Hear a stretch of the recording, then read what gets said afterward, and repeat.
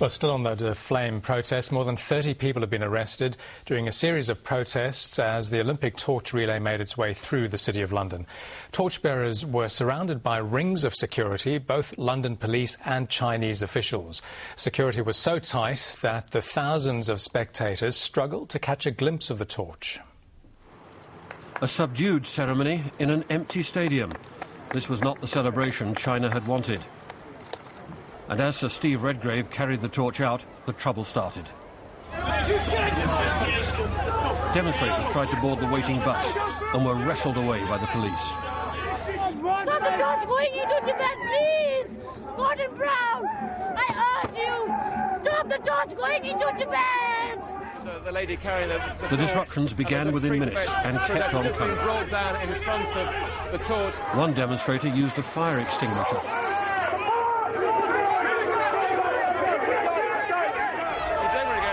Another tried to snatch the torch. Oh!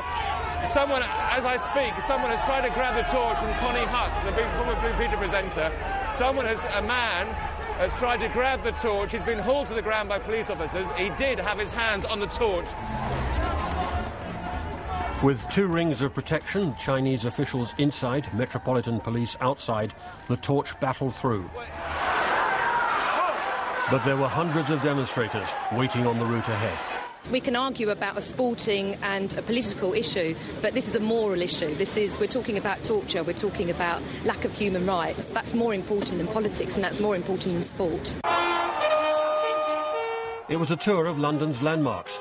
In Trafalgar Square, the torch took the plinth, the protesters the fountains. And it was the demonstrators' message, not China's, that was being beamed out to the world. Along Whitehall, pro- and anti-Chinese demonstrators came face to face.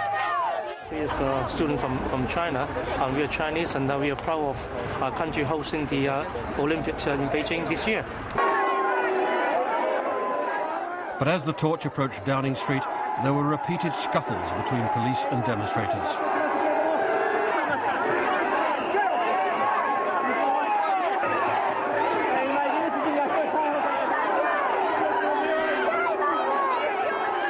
The torch itself was all but invisible as hundreds jeered its passage.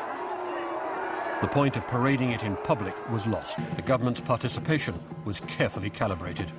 The welcome of the Olympic torch to London is not the same as condoning the human rights regime in China or condoning the treatment of Tibet. But many of the torchbearers sympathised with the protesters. Sir Steve Redgrave saw the day as an object lesson in democratic protest, one China might learn from. It's our nature of being very open within this country that protesters can make their points, and as an athlete, I'm pleased that that's happening. For many of those involved, the dilemma posed today could be answered with one question. Who would benefit most from the publicity surrounding the event? The Chinese government or those who oppose it?